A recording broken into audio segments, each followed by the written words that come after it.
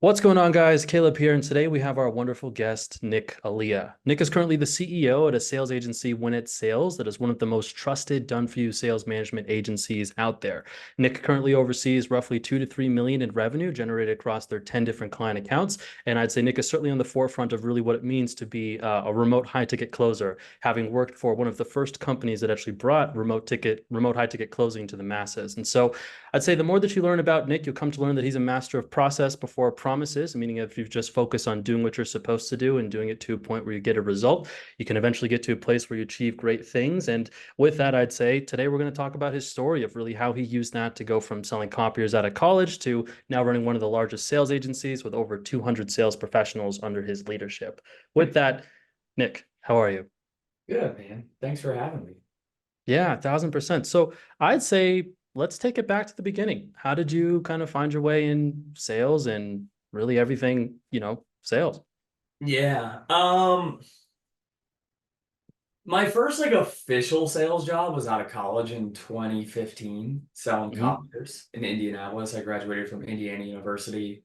Before that, dude, I was selling weed in high school when I was 15, 16, and I remember every Friday I used to send a mass text out to everybody in my grade, and I'd be like, "Who needs weed?" And then I'd collect money at school, and then I would go buy an ounce of weed, and then I would have free weed at the end of Friday night because I distributed at the football game. So that was my real entry into business, straight up. Yeah. But my first real sales job was selling copiers straight out of college. Sucked at it, hated it. After that 3 month adrenaline rush of kind of a new job, I just went into cruise mode and Yeah. hated that. So ended up leaving that job in 2016, moved to Thailand, was 23 years old at the time. Right. Wanted to just I thought I was gonna take just a gap year and just chill and fuck off for a little bit. Ended up staying there for almost 3 years, 2 years and 9 months. And dude, I found kind of this high ticket industry in 2018. I bought a coaching program to start a marketing freelance business Hmm. in 2018. So that's kind of how I got into the online high ticket space. And from there, man, I did my marketing freelance business for about a year. Then I found Traffic and Funnels. Traffic and Funnels hired me. I was an appointment setter there. I worked my way into management. I averaged 200 to 250K in monthly production personally. And then by the time I left TF, I was managing the team of outbound setters that was doing anywhere from, 1 to 1.5 mil a month. Wow. Um, from there, thought I was done with the high ticket space. This is September 2021. I was just fried and burnt out on it. Tried to fuck around with real estate wholesaling, crypto, bunch of shit that, are shiny objects, and saw decent success doing that. But 6 months after I left TF, people were coming at me to consult them on their sales teams. And that kind of rolled into sales team consulting, recruiting. And then by September 2022, I had teamed up with David Melman, who was the founder of Win It Sales, my ex-partner. He's no longer with the company. Um, we transitioned to done for you management as opposed Hmm. to the consulting work that we were doing. Because Hmm. mid 2022, Cole Gordon's STA program was crushing it. Hmm. He obviously had launched the Boardroom Mastermind on the back end as well. And I don't want to compete with Cole Gordon. I love Cole. I respect Cole. He's a friend. We talk. I wouldn't say often, but we talk. And I was like, I do not want to compete with Cole. I do not want to wake up on the first of the month every month with zero in sales, and we need to grind to get sales. And I'm a control freak. And when you consult people and you tell them what to do, you can't control if they actually do it. And I want to just control it and do it, have more upside with less people and longer term relationships. And that kind of bred the done for you offer that we have today. Wow. Wow. Quite the evolution. And I'd say you really hit on, I think, a core, I think a tone that's really common, I think, across a lot of sales professionals, which is that How can I have longer term relationships? How can I get more without necessarily needing to feel like you're starting every single month at zero? Right. And I would say I'm kind of curious too, because I know we kind of breezed through it, but how did you first find high ticket? Like from having sold copiers and done more in-person stuff to first Yeah. coming into it, how was selling it back then compared to definitely where it is now? So funnily enough, like in college, I thought I wanted to be in the music industry, and we organized a festival in summer 2024 in Colorado. And Hmm. I had a really good friend at the time that was in Job Killer. Do you know Job Killer? No, I didn't. No, They were teaching like rank and rent websites on Google. that was when SEO. I feel like there was a wave briefly That with the was like affiliate marketers to SEO. That was like kind of the dawn before drop shipping, right? this was like early 2010s, pre-drop shipping. I Yeah. think maybe even pre-click funnels. This was like 2013, 2014 time. Right. Maybe This needing to guy buy like a server Dan, stack. yeah, I can't remember Dan's last name. He's still in the game. I don't know him personally, but this guy Dan had this program called Job Killer. And my friend Josh joined that program. And you buy sites like, denverpainting.com. Hmm. And then you rank them on SEO and you start generating leads. And then you rent those lead gen websites out to a painting company in Denver. Right.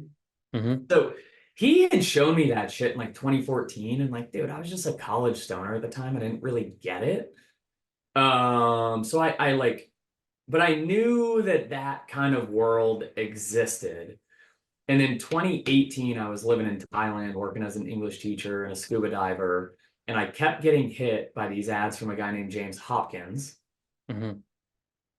And James was talking about how he was an expat in Thailand who was working at a call center making 600 bucks a month, and he was broke, and then he found this marketing agency or this marketing freelance business model, and now he was teaching people how to do it. So it was literally a 2K program. This was Hmm. October 2018. I remember it was 1997. I booked a call. I went through all the homework. I showed up to the call. I was like, oh yeah, I'm fucking doing this for sure. He pitched me 1997. I had $1,980 in my bank account at the time. Oh, And he gave me a $17 discount, but took every dime that I had. wow. Literally, dude. Talk about all in. It's funny. I feel like Yeah. that's something that is common across people who've had, rises to greatness. It's that moment where it's like, I have no idea what's coming next, but I know that, we're not staying here. But anyhow. Yes. Yes. So I bought that, and then dude, I just like hit the ground running. And I think I was teaching in English, man, making like $1,100 a month. Like, which in Thailand, right? My rent was $70 and meals are a Right. dollar. And So this it's was like also Thailand a couple of years ago, right? There's still this is Thailand people heading there 2018. now. Right. Exactly. So it was a different time. It was 6 years ago. But dude, I hit the ground running, and I was making 3 to 5K a month. And then May 2019, I moved back to the States, and like 3 to 5K a month is just Hmm. not enough to live at least comfortably in the States, especially in Hmm. Denver, Colorado, because I was living in Denver, Colorado. And like I was there from May to end of July. July, I ran out of money, was partying way too hard, going to a bunch of shows at Red Rocks, was having fun on the weekends, eating out, being an idiot. Because also, like in Thailand, even though I was not making that much money, I was living comfortably, right? Like I didn't Oh, have you're to balling think out. about what I was Right. spending. Right. Moving back to the States, it was kind of like a reverse culture shock. But dude, either July or August 2019, I moved back in with my parents. I went through the Sales Mentor 21-day challenge that Hmm. Traffic and Funnels was running. I was doing that, still running my marketing freelance business. At the end of that challenge, they said, we're growing our sales team. We want to hire people. I put my name in the hat. They hired me. And that's kind of how I like got my start at TF. Wow. Yeah. Wow. And briefly, the marketing stuff that you're doing, how close would you say that is to kind of like what SMMA is now? Is there any similarity or very different? Yeah, like, dude, like I hated the fulfillment. I was bad at it. Right. Like I was good at the So, sales. I was like, I will right. grind, I will fucking grind DMs, I will make posts, I will get on calls. But I was terrible at the fulfillment. Mhm. right? So, dude, I was doing everything. No niche at all. It was Google ads for a fucking moving company in Australia. It was Facebook ads for a fucking personal trainer in Iowa. Wow. It was Come on, LinkedIn come on. spammy outreach for consultants in the UK. Like I had no niche at all. Like I was just Right. getting on calls with whoever would get on calls with me and saying like, oh yeah, I'll get you leads, I'll get you a client, blah, blah, blah, blah, blah. And like Right. I just fucking hated the fulfillment side of it. Yeah. But I was Yeah. good at the sales. Yeah, well, and I mean, ironically now, right, you run a business that is nothing but the sales side of things. So, Yeah. I'd say that maybe that trend has kept itself. Okay, and then traffic and funnels, that was early days, high ticket closing. That was probably its own chapter inside of itself. How did that start? And then also you mentioned that it grew into leadership, and I also be curious to when that kind of ended. What was that breaking point where you ventured out on your own? Yeah. Um, so TF started September 2019, Hmm. literally working from my parents' basement as a 26-year-old. Um, Dude, it was good. I like literally my first set that I made closed. Oh, wow. And I really wanted to be there. I was very attracted to their marketing, very attracted to their culture at the time. And I really wanted to be there. And I was good at talking the talk. I learned very quickly. Their whole model was helping coaches and consultants and service providers shift into a more high ticket model, how to create high ticket offers, how to generate leads, how to have a sales process. There was a mindset aspect to it. So like their core product was Client Kit. Hmm. And like, dude, 2019 TF product and TF client results were fan fucking tastic. Wow. Really, really, really, really, really good. Ben Do you, McClellan, who I don't know if you know Ben McClellan. No, I was gonna say, do you feel like it was easier then in 2019? And I'm Oh sure we'll yeah, it cover was this a more on gold later, rush. but It was a gold yeah, rush, dude. that's before I feel like public sentiment was nothing but, that was before TikTok, right? And so you've got anybody and their dog who will create a little bit of content, start competing in the same niche. But It was a gold rush, dude. client results were great. Client results were really good, and I think Taylor and Chris started TF in 2015 or 2016, and they had both, kind of dabbled in the marketing world, and TF ended up blowing up. And but for sure, it was easier, right? Like I rode the gold rush that was even pre-COVID, and then COVID was fucking incredible Hmm. for TF. Like, because March 2020 hit, people were working from home, people were getting laid off. The Hmm. whole angle was create your own income, you could work from home, do whatever, right? Like, so like 2020, I think from February 2020 to September 2020, TF doubled in sales volume. Wow. Yeah, it was wild. It was Yeah. wild. And then also, they had launched Sales Mentor, which Sales Mentor went from zero to over $1 million a month, really from like April 2020 to September, October 2020. I remember seeing their ads. They all started with, I think it was hitting at a lot of retail people in the beginning. Like my paycheck, I remember getting a 56-cent raise or something like that. Yeah. And yeah, they had, but they were also kind of, well, we can kind of talk strategy later too, but they were also a low ticket product up front before it was high ticket. It wasn't quite the cut straight through to the highest price product like, we're Yeah. using now as far as strategy. So, Yeah. So Sales Mentor, again, I went through that challenge in 2019. That was August 2019. They were trying to do like a subscription model with Eli mhm, Wild. And Eli was partners with them. Then like him and Taylor ended up falling out, now they're buddies again. But they were trying to do the challenge, which I think was a $47 challenge. That was 21 days, a lot of recorded content, and then a pitch at the end. And the pitch was to the 297 per month mhm, offer. They tried to roll with that for a while. They couldn't really crack it. And then Peyton Welch, Taylor's brother, like apparently approached Taylor and Chris and were like, why don't we just do high ticket for Sales Mentor? mhm, And the thing that TF was doing really well at the time is we had a suite of low ticket products. Setters were calling those low ticket buyers. We were setting them for Client Kit or Elite, which were the high mhm, ticket products. And like, dude, our system was dialed in for that. So they did that with Sales Mentor, where it was a $97 front end product. Mm-hmm. I think like opt into a VSL, $97 front end product, $997 order bump after you buy the 97. Mm-hmm. And I think that like, dude, they were pretty close to like front end break even liquidation just on that funnel. And then Mm-hmm. they had setters calling to sell the $8,800 coaching program. Yeah, I remember it being, and that's like the higher. I remember it being really very, very steep. I'd spoken to a lot of people, and I feel like that was, would you say that was the first wave of high ticket? Because I know too, and other things, obviously Dan Locke was a player in the space. So, were they kind of first, or how did those kind of timelines play together? Dan Locke was definitely before. Hmm. So Dan yeah, he Locke was was the first definitely one. before, and Dan was probably like the biggest guy that was kind of shouting that message. And Hmm. I don't even know, outside of like Dan Locke, he probably had, some C and D tier competitors then. But obviously he was the biggest. And then Sales Mentor launched in 2020. And then Cole launched Remote Closer Academy, I think late 2020. Hmm. So they were kind of the big dogs. But now it's like, dude, like Dan Henry had a fucking high ticket coaching Everyone's had program. up become a high ticket close. Ty Yeah. Lopez had one now, and yeah, Tyler that's another one. Bellam, like fucking like I think Sneeko, the guy on all of these fucking Instagram reels, like the red pill Instagram reels, like launch one, like it's ridiculous how many people have had Right. one. And it's Yeah. just such a red ocean now. And then Jeremy Minor wave hit in 2021, Hmm. right? Because like he was really only doing like 100K a month pre Matt Ryder. Ironically, Matt Ryder was in the Sales Mentor 21-day challenge with me in August 2019.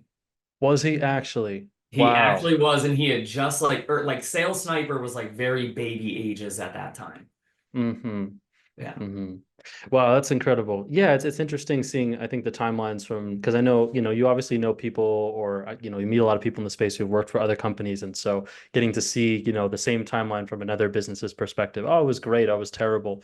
And yeah, I think you post about it frequently on your Facebook for those of you guys, and Nick's very active on Facebook. I definitely recommend checking him out there. But joking about all the small players who've come into the. I've got plenty of friends who they become a high ticket closer. They have 1, 2 good months, screenshot the paycheck that they get from that, and now are at the top of the cliff.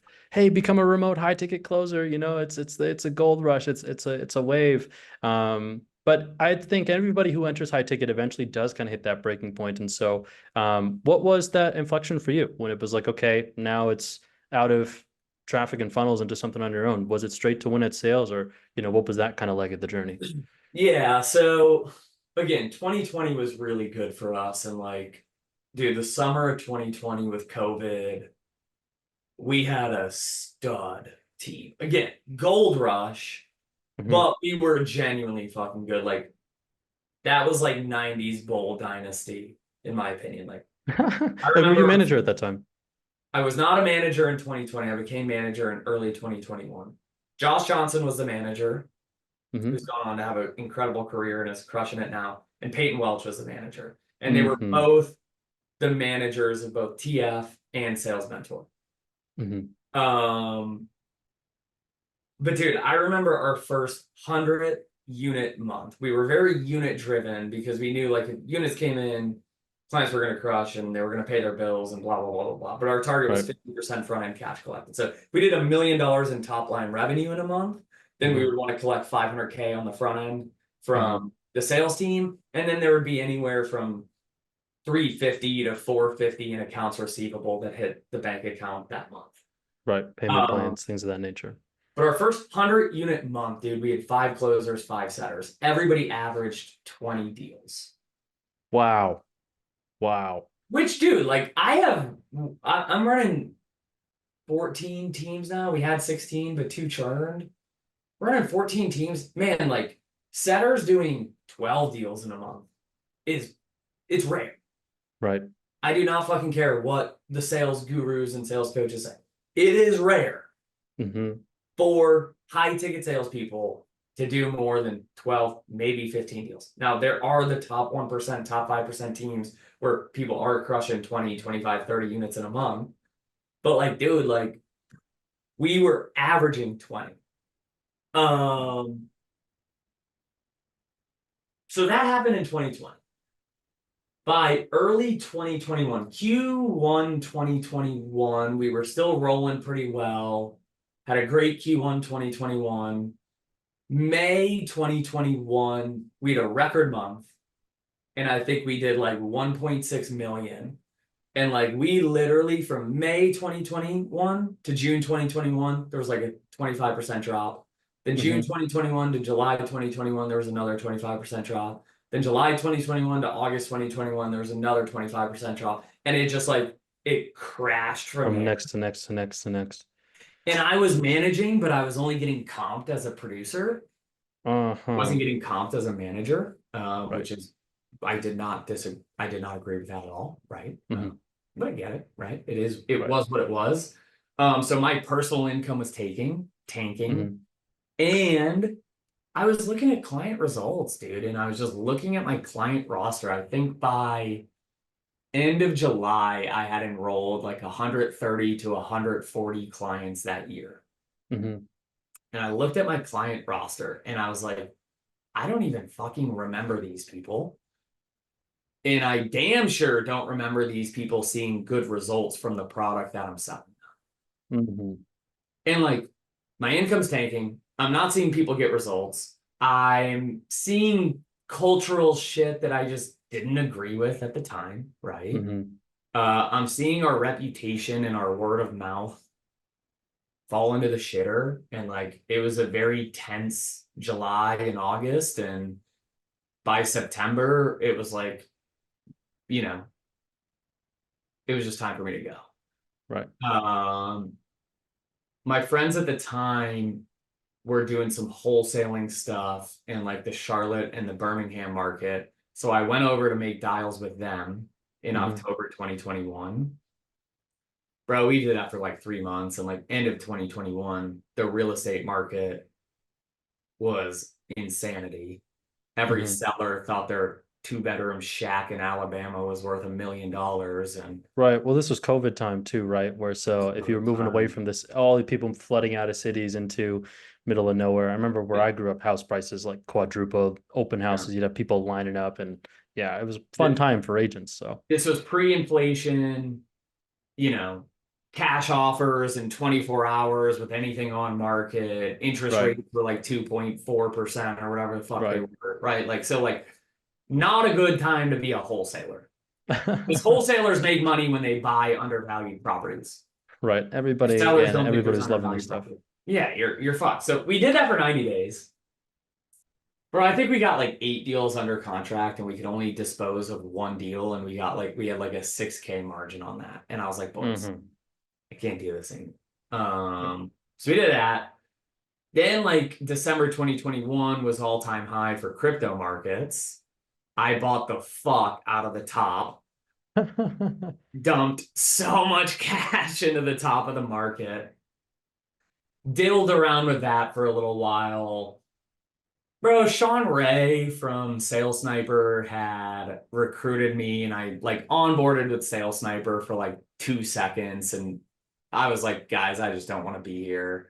And then by mid-February 2022, like people were hitting me up personally, and they were like, hey, you worked with TF, we need some help growing our setting team, or we need some help with our sales team. So I was just getting like inbound inquiries to come in and do one-off consulting.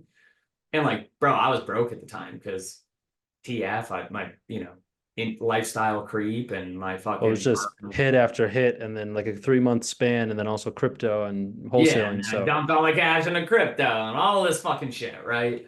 So, dude, by March 2022, like I was like 45, 50K in credit card debt just from like living.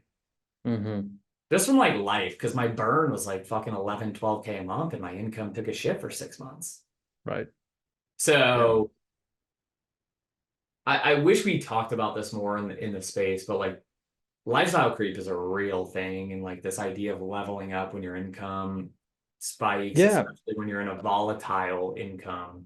1000%. I'd say, I mean, I've haven't quite hit, I've never quite had debt to that extent, but I know that's something that's really rampant, especially for people that are are just coming in and maybe find a good account or a good offer and maybe hit that golden month where they do 30, maybe 40, and they think that Yeah. that train stays forever. I mean, No. one thing that I found really worked well for me was like, just fixed budgeting. Like it is what it is. You might have a high month, you might have a low month.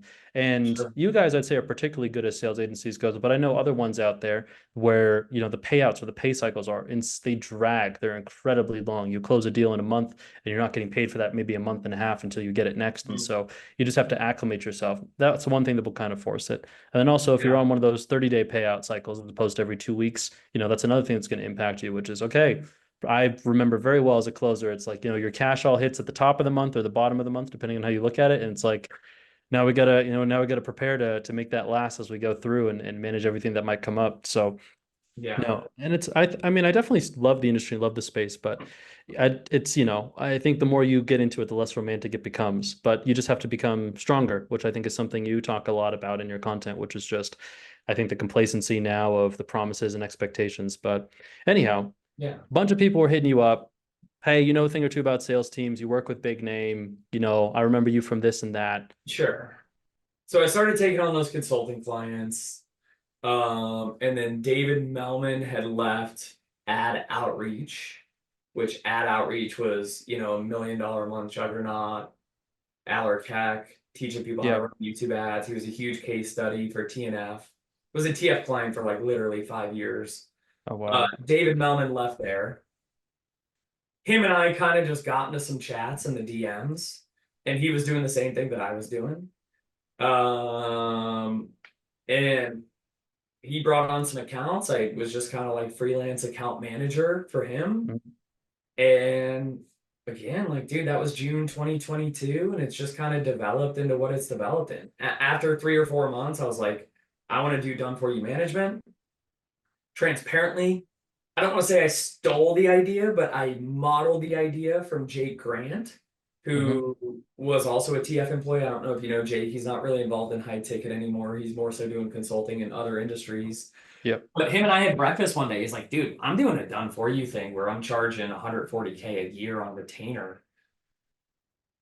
Hmm. And Just to we're manage and on run team everything. meetings and we're doing recruiting and we have a little bit of upside. And I was like, huh, I want to do Not a that. bad, not a bad idea. We should do that.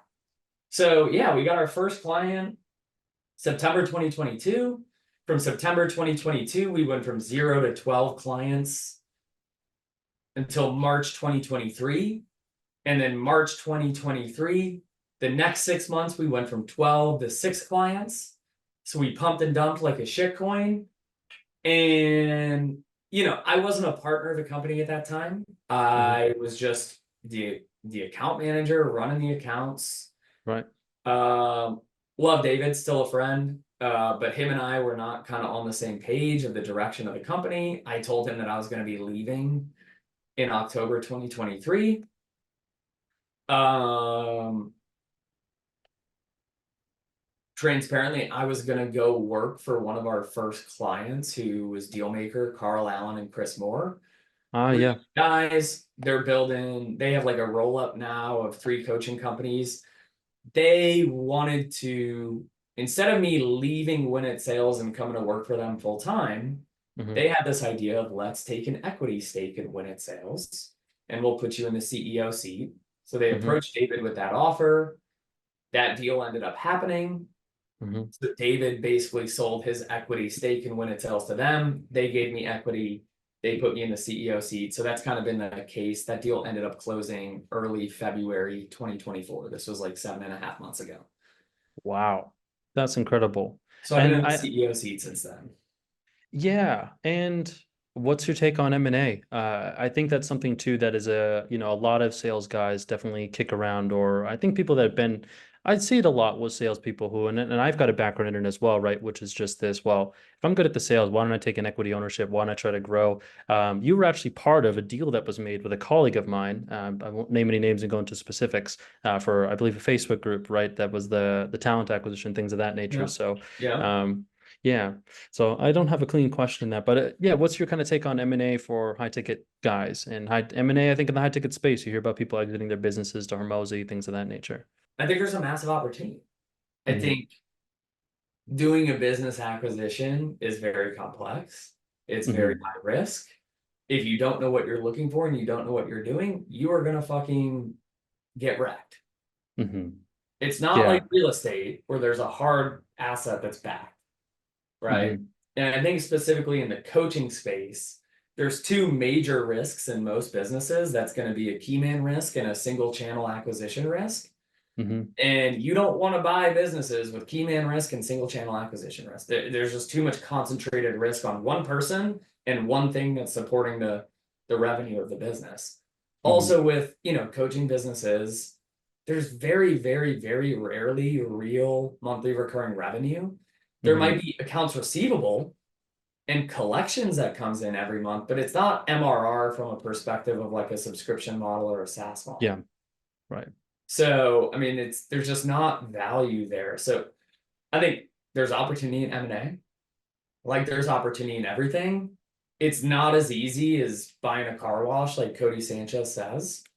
Um, in you got to be careful and you got to be sophisticated if you're going to play in that market. You got to know what you're doing. 1000%.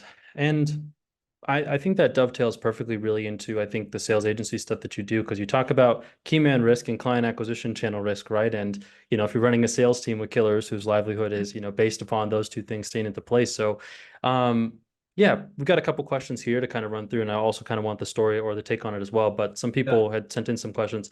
The first one I would say is like, as an agency, what are the main things that you say that you help your clients with? Yeah. So we recruit, train, manage. Hmm. Right. Our model is different. There's the actual full stack DFY sales management side where the reps are contracted with the agency. The agency charges whatever, 25, 20, 25, 30%, and they pay the sales reps, they run the CRM, they manage the CRM, all the whole nine yards. The two Right. things we don't do, or I guess three things that we don't do is we don't contract the reps with win it Hmm. sales. The reps are contracted with the clients that we work with. Hmm. We do not manage payroll, at least yet. I'm thinking about bringing Hmm. that on because it is a value add. And we don't do CRM, sales tech, like sales operations stuff. I'm not clicking buttons in the CRM. We Hmm. find reps for you, we develop those reps, and we create retention systems to make sure those reps stick around. Hmm. Hmm. That is our model, and we're typically charging a retainer, a setup fee, and then a management override on the cash that's collected. Yeah, incredible. And have you played around now to coming to that model? Had you played around with doing more or doing less for clients to kind of find yourself to that scope of work, or did it just start that way? It started this way and it's continued this way, but the scope creep is real. Hmm. Because as much as, right, like, dude, you and I both know sales is very affected by operations, sales is Right. very affected by marketing. Like those two pieces of the pie are extremely relevant and related to sales team performance. Yeah, Right? without a So doubt. what we're finding is like we're bringing clients in and they on the front end sales process side of things, of course, the business owner's perception is I just need a good sales team and good sales management. We'll fucking Yeah, crush. just a killer closer, right? Then we get in on the inside and it's like, well, bro, your fucking show rate's 35% on inbound calls. You think that's a sales problem? Hmm. To me, that's a marketing problem. Right. Right. So then it's like, okay, well, you have no tracking, you have no data, you have no systems, your CRM's a fucking mess, you don't know how to process payroll, you can't track dog shit. When we onboard a sales rep, it's a fucking manual process, and you guys don't even have that dialed in. You have no SOPs at all for the sales. That's a sales ops problem.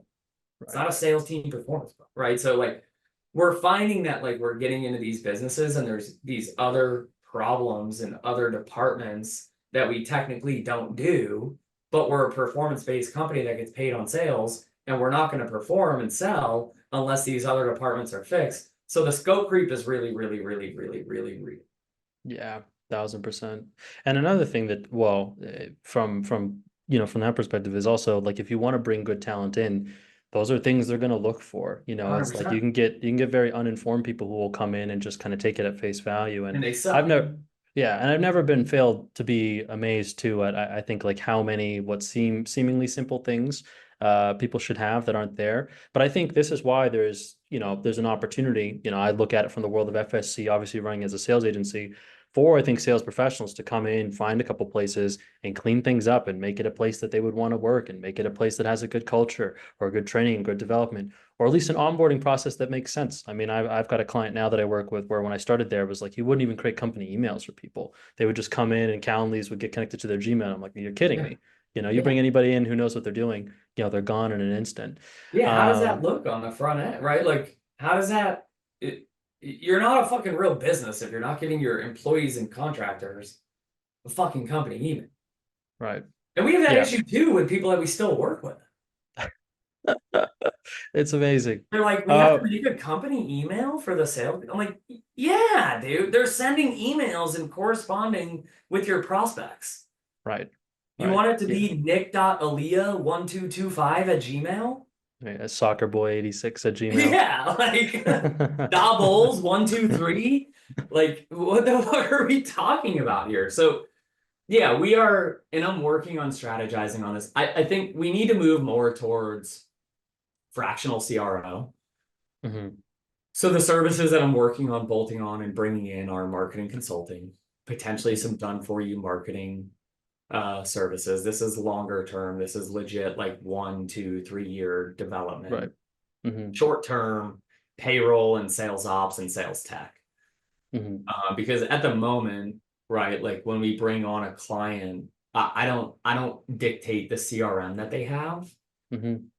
but that adds complexity in terms of onboarding them from Yeah. our perspective, Right. creating trainings and developments and Loom walkthroughs and all of that shit for the sales reps, creating the SOPs for the sales reps that they need, and then actually Mhm. working with their tech team to build that stuff out. Now, Right. there's really only like three options from a tech stack that people are going through. It's like HubSpot, Alloyware, Go High Mhm. Level, or Mhm. Close. Like those, that's what the industry uses. So we're all Right. well versed in those, but standardizing that is certainly going to help us. And then I think we can, ultimately charge more and bring more value and just simplify things in the long run, which is better for everybody if we do that.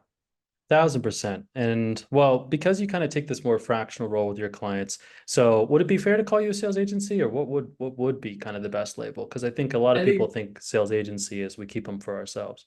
yeah, I think we're a fractional sales management agency. Hmm. I don't think we're a sales agency. I think a sales management agency versus sales agency is different. Sales agency is going to own the reps, Right.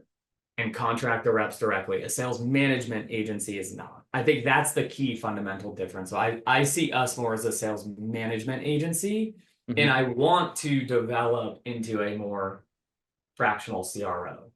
Right. Right. Where the scope grows into Yeah. marketing. Yeah. And well, I guess how come when it sales has stayed kind of the fractional management as opposed to maybe banding together like, a sales sniper or some of the other sales agencies or net revenue or some of the players out there?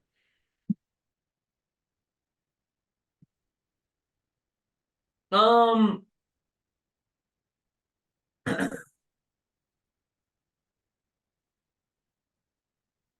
that's a good question. I think the way that we've done it with the retainer in place has created stability for us Hmm. from a revenue perspective. So the volatility of our income is less because it's a lower percentage. Whereas Hmm. if I'm in there charging 25% of revenue and that's all I get, bro, if an income, if an account takes a shit, I'm gonna feel that way harder Yeah. than a 5K 5% or a 7K 4% or whatever it might be. Right. Right. So I think that's the core fundamental thing of it. Hmm. Um, from my perspective, from the Hmm. client's perspective, and why I think it's better for our clients is I don't, shit's gonna happen. We're not Right. gonna be married to everybody forever, right? Hmm. And I don't want to leave them in a shitty place if we do part ways. Yeah. I want Yeah. them to have the reps, and like I want the business owners that we work with to have a relationship with the reps that we're bringing on. It's something that I've observed too, knowing people that have worked with sales agencies where they feel like their business almost, they don't have as much of a brand or as much of a culture because there's this kind of frat house that is this agency of reps that slide between accounts depending on the day or availability or what's happening where. I know one person in particular who actually sold their business as like a last minute exit just because they had partnered with an agency and the revenue couldn't be supported because, there's CRO responsibilities that weren't being filled when it comes to marketing. But on the back end, there was no continuity for customers. I mean, if you're going to be a high ticket closer, there is a lot of power in staying on an account for 6 months to a year because you will get those people who will come back after 60 days or 90 days and follow up and buy, but it's because they have that relationship with you. And if that rep is gone after 2 weeks, like who's to take the follow-up call in 30 days? And that's an additional maybe 10-15% of production that will be dropped, but multiply that across however many reps that you've got. Yeah. And I think a lot of people push hard, especially in info, with this aggressive, just like let's just scale, the life out of this thing, dump a ton of money into ads and have have a hellstorm. But I also think there is some premise to, or at least the approach that I've kind of seen or I try to take is just let's take a moment to make this really good, maybe not push it as hard as it needs to and get everybody really good results and try to create something that is evergreen. I don't know how evergreen info is, but Yeah. there's a lot of things that you can make last a lot longer by just taking the time to make sure your foundations are really solid. So, but I think Yeah. the next, Mhm. Yeah. On that, there's a lot of people in this. You don't have to be a real business owner to make money in this space. Now, it's gotten harder since 2019, 2020, 2021. It's certainly gotten a lot harder, but like the Mhm. barrier to entry is so fucking low. And you could just hit the lottery on one profitable advertising campaign and grow to 7, 8, $10 million a year run rate. Mhm. But sustaining that is a very different fucking story. Right. Very different question, Yeah. right? And we see it every day. There's pump and dump fucking businesses in this internet marketing space just as often as there's pump and dump shit coins on Solana. Like, Yeah. Good marketing, good narrative, and then, the website's gone. I mean, Dan doesn't get even own, I lucky. think, closers, right? So, Yeah, you get lucky. Like, dude, like the people in this space, and dude, even TF, they got lucky. mhm. Right time, right place. Good product for sure. Didn't Mhm. last. So what does that fucking tell you? Right. Went from a $2.5 million a month juggernaut to basically fucking out of business in a 14 to 15 month period. Yeah. What does Yeah. that tell, right? Like, and that's happening constantly in this space. So yeah, we've kind of learned this lesson just with when it's ill. I'm not willing to sacrifice short-term growth for long-term stability and long-term reputation. Mhm. It's not worth it. Mhm. What would you say is probably the biggest challenge you face running a fractional sales management agency, or the hardest part of? I think talent acquisition and talent development, right? The way I Mhm. kind of look at our businesses, dude, we are we're horse breeders and horse trainers.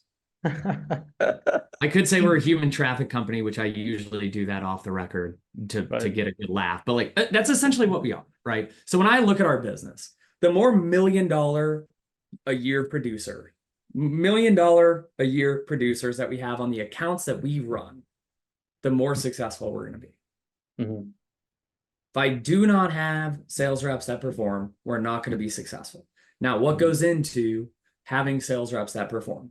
I think there's three aspects. You find them, you develop them, and you have to retain them. Those are the three core focuses that we have to do really well. And those three things are really fucking hard to do. From a finding perspective, right? You have two areas.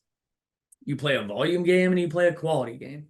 I need a Mhm. certain amount of applications. I need a certain amount of interviews. I need to DQ a certain amount of people. I need to hire a certain amount of people. From the development side of things, not everybody that I bring in is going to perform. So how do I Mhm. coach them? How do I train them? How do I actually make them good? And then on the finding side, am I just going to find A plus player? No, that's like having your business fucking rely on referrals. Right. Right? It's just not going to happen. Is it going to happen every once in a while? Yeah. Is it great when it happens? Awesome. Am I going to make decisions and run a business based off of that happening consistently? Absolutely fucking not. And then the retention side really kind of comes down to like having healthy, good accounts where reps can have stability and growth and a good culture and a community and all of those things. So I know that's kind of a long-winded answer, but like, dude, when it comes to finding, developing, and retaining sales reps, which is if we do those three things really, really well over the long run, we will be successful. All three of those things are really hard to do. Right. Right. But that's why you'd be successful in the long run is getting good at those things because those are the things that so many people can't do. But And I'd I just also argue want to, too. yeah, I don't want to Mhm. overcomplicate it either, right? It's like it's that simple. And also probably most likely same for the clients as well. Like, I think that is kind of the implosion. I mean, having done kind of fractional sales consulting, fractional sales management myself, your salesperson can be the life or the death of your business as well. Like not one, you need a good person, but you also need a good person who's going to sell your product the way that it should be sold and not just make promises and claims that your CS can't support, which would, chargebacks and unhappy customers and things of that nature. Sure. But no, I think that's all great.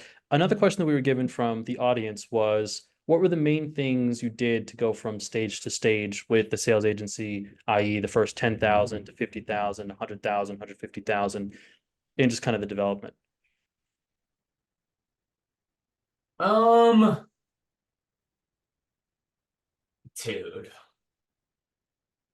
when I think back to September 2022, 2 years ago at this point, dude, we had no fucking idea what we were doing.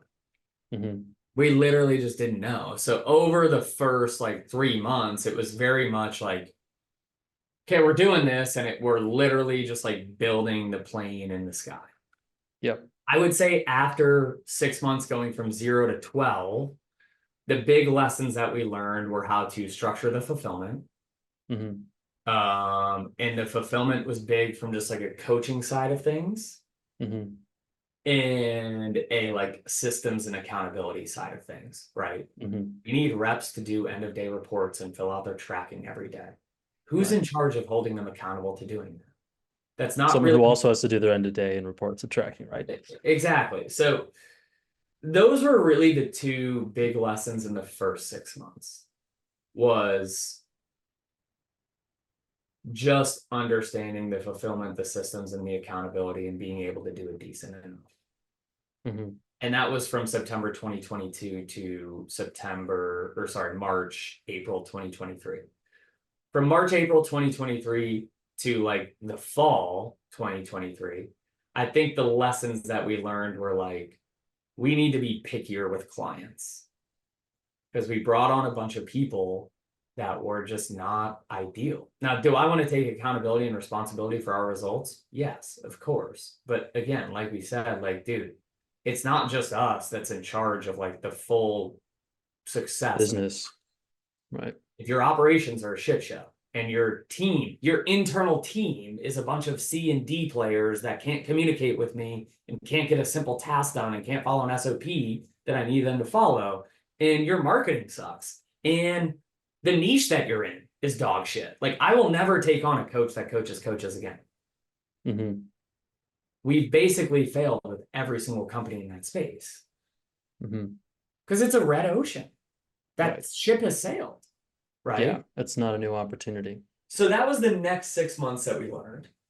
This brought us to like September, October, and that's kind of when David and I were in limbo and it was a transition. I thought I was going to leave, blah, blah, blah. So I would say from October to February, there wasn't many lessons. Mm-hmm. But this year, the big lessons and the big epiphanies that I have are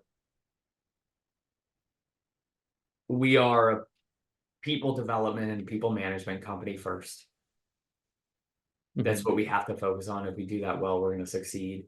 And then the second thing is we have to expand the actual service that we provide, Mm-hmm. because if we bring on people that have bring on people in companies that have problems that are not in our scope and we can't help them solve them, or we can help them solve them, but we're not setting the expectation that we need to be compensated for that up front, then it's just not going to be sustained. Right.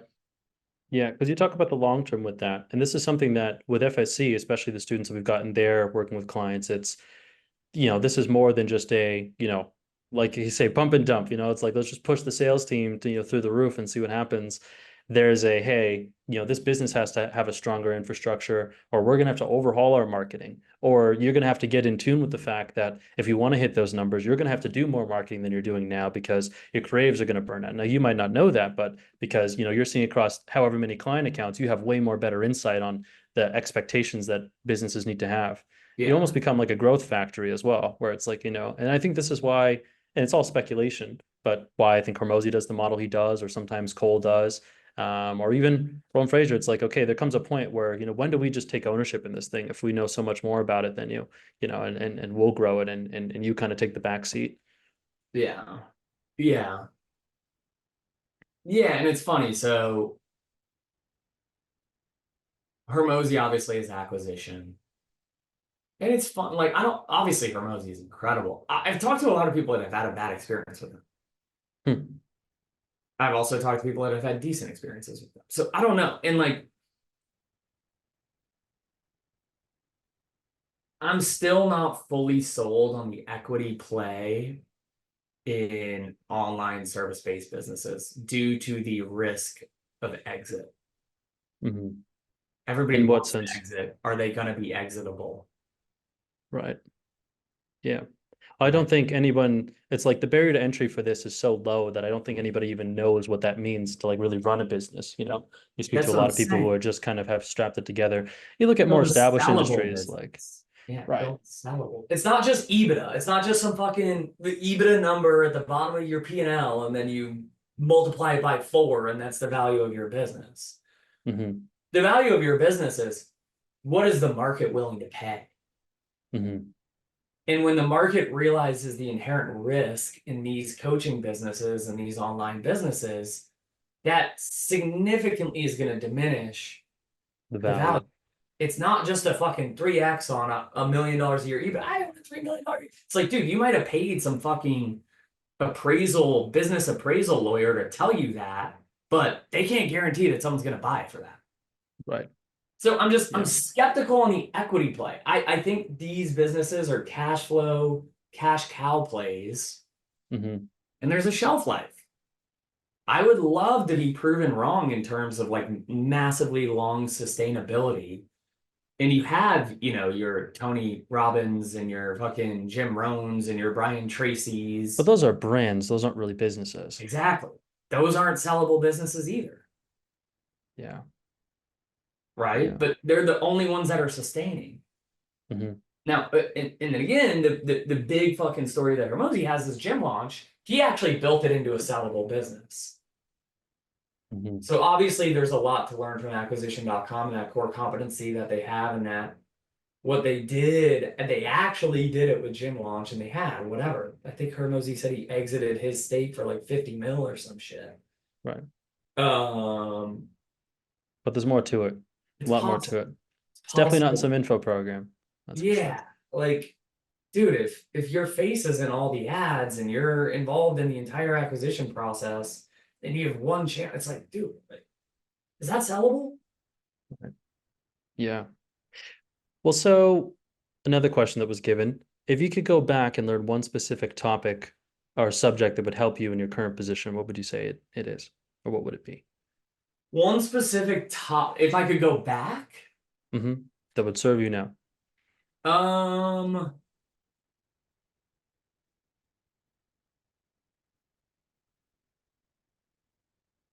being better at talent acquisition Mm-hmm. as a whole. I think recruiting is one of the biggest leverage points. And then also, I don't want to say HR, but just like retention. Those two skills, if we could recruit better and we could retain sales reps better, biggest leverage points in our business by far. Mm-hmm. Mm-hmm.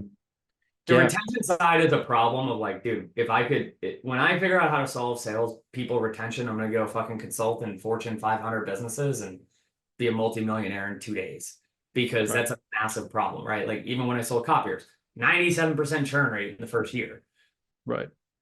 We're churning 75 to 90% in a 6 month period. Like, and I Hmm. just don't trust anybody who says that they don't have a problem with sales retention and sales churn. It's just a constant. So those two problems and those two skills are the ones that I'm constantly trying to develop, both Yeah. for me personally and then for our team. Yeah. And I wonder how much of that problem comes from like the businesses not being good, like as opportunities, or the businesses just making bad decisions on who to bring in. If you make a bad hire, they're doomed to start from the beginning, right? There's not much you can do to save that. So, but Yeah. yeah. Well, so with that, I would say I feel like we've really covered it all. I've run for about an hour now. Yeah. Nick, it's been a pleasure having you on and learning about these things. And I think, you saying it first, obviously, with this all of the fractional sales stuff, I'd say, I think it's coming to emergence, it's coming to the forefront, and you're probably one of the biggest players in the space. But it's been a pleasure having you on. I don't know if you have any closing notes for the audience. No, dude, thanks for having me, man. Appreciate it. I think I still feel like we're a 2 out of 10. If 10 is perfect, our business is a 2 out of 10. And Mhm. again, we're trying to play the long game here and not scale too fast and just have good relationships and provide a really good service. 1000%. And for those of you guys who are curious to learn more about Nick, whether you're maybe a client considering working with him or someone who is potentially looking for a sales position, where is best to reach you?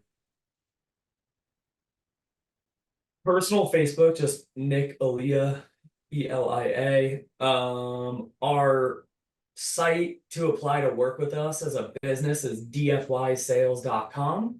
Our Hmm. site to apply to work with us as a sales rep on one of our accounts is win@sales.com. Sweet.